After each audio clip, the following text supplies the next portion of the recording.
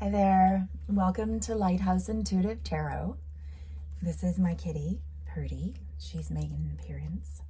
Aren't you? Yes, you're making an appearance, huh, for the reading? She's apparently quite attracted to the energies of this day. So this is a collective energy reading for all signs, and you're very much welcome here. Thank you for sharing your time and energy with me. I have premeditated upon and pre-pulled some oracle cards from the Earth Warriors Oracle, and Purdy's really feeling them. Initially, this card, the Palicmana, Medicine of the Butterfly Kachina, is the first card that I pulled. And this card is a card of transmutation and expansion and evolution and growing, ascending, using internal energy and the force and will of self, higher self, to be able to birth forward a new and more sort of glorious incarnation of self. So really upgrading, ascension. And it's the medicine of this transformation, the medicine of the new, that which is new, and the discovery of new layers of self. And then this card, the Ponopono, is immeasurable power of the heart way. So this is all about recognizing that when we commit to knowing, not from the mind, but from the heart center, then we're really tapped in and connected to our source energy. Because it's the heart that knows the real truth of things, and it can't lie. It's the gut brain that is the real truth. Our heads can easily distract us and confuse us into applying sometimes too much logic and too much external 3D earthly expectations and conclusions around things. And these cards, especially together, are really, it's Spirit's messages saying, awaken to the beauty of a peaceful knowing and hope for that change for the better is here. It's within you, and that power is innately always there for us to tap into. And it's not an anxious feeling. It's a very, very peaceful feeling. So if, as you meditate upon it, they're saying, if you feel feelings of restlessness or anxiousness, that's the mind.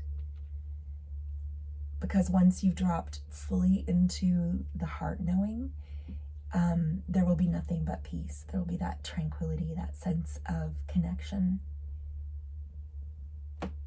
Oh, there we go. It'll just be that sense of connected, calm.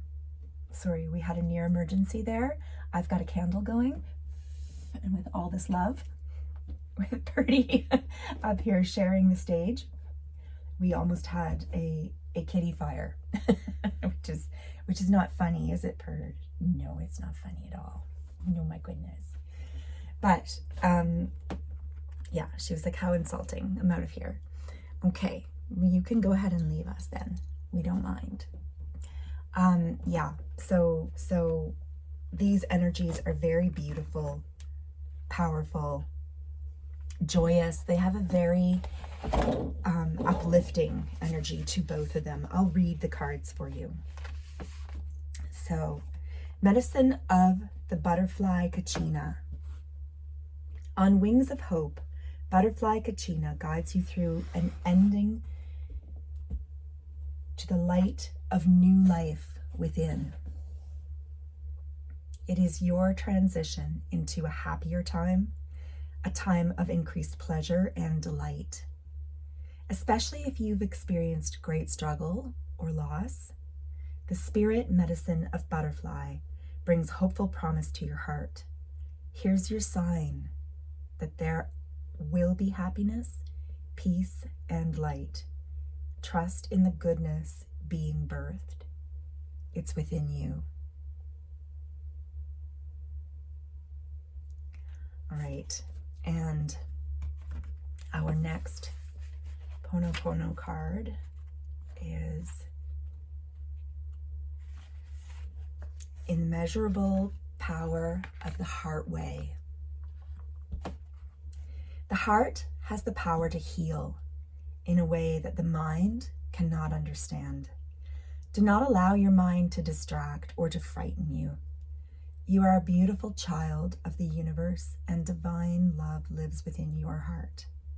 A willing heart is all you need to transform any situation that is troubling you.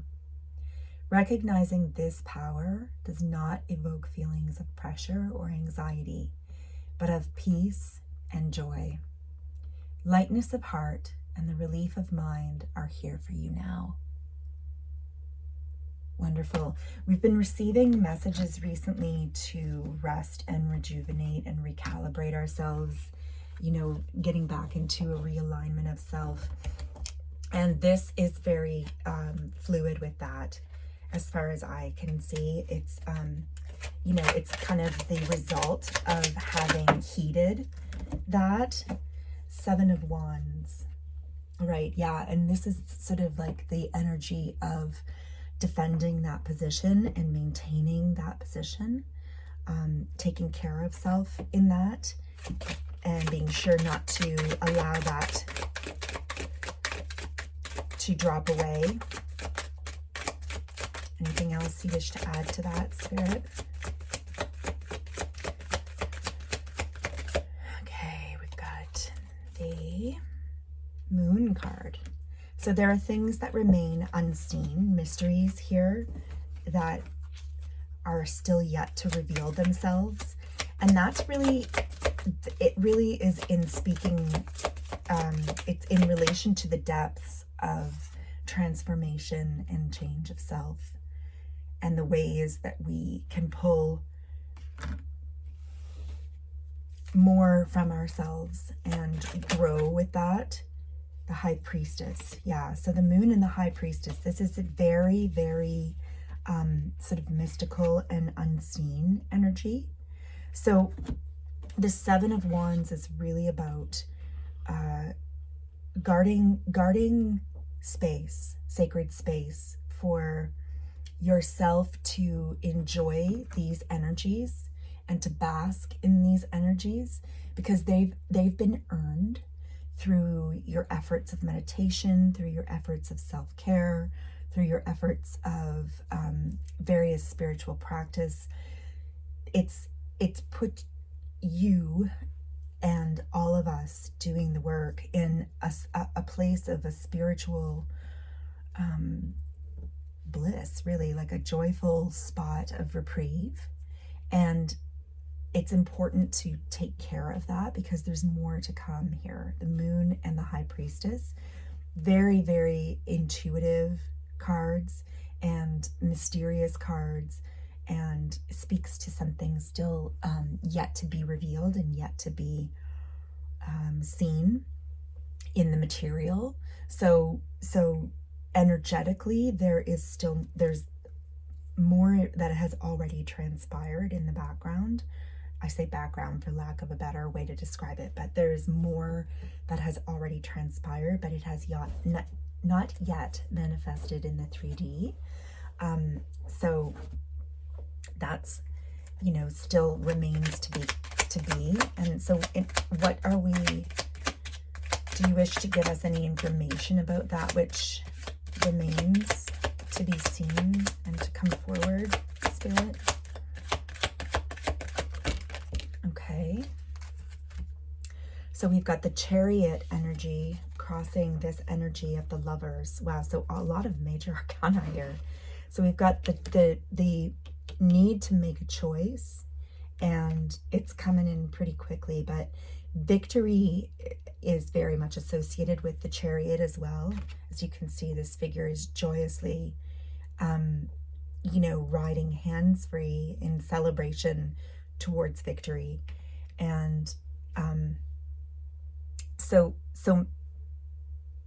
there is going to be more choice to be made, and the choice needs to be to stay as much in this energy and as much centered and focused in this energy as we can stay. So really committing to the practice of heart-centered communication and heart-centered thought processes. So judgment is a mind process. I mean, it can also be a heart process. Spirit is saying when judgment is applied, let it be with very careful discernment from the heart space, because otherwise the kind of judgment that we see a lot in our everyday dealings is a very mental and mind-based and word-based. We tend to speak judgments quickly, and all of that has to do with mind and voice connection, and Spirit saying get more into your heart voice connection. So it's not to say that there's anything wrong with applying judgment. In fact, discernment and judgments are required in this leveling up, in these transformations, both of self and of others, by the way. That's a very important point that they really wanted me to touch. So part of the work is looking at self as well as looking at external influences in our lives, but judging from a place of heart-centered love and awareness, and speaking with truth and clarity and kindness and compassion, while at the same time standing strong in the truth. Because as we've received in past readings, there's the guidance of, there really can't be peace without truth. So truth is essential towards our peace, and our peace is sacred. But to get there, we must be able to also speak sacred truth, right? And have it be heard.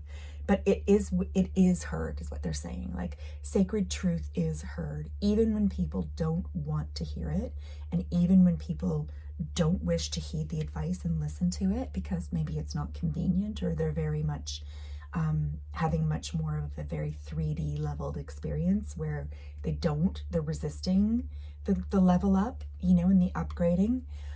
Nevertheless, their souls, of course, their higher selves, know and are of that same truth, right? And then there's total peace and harmony there.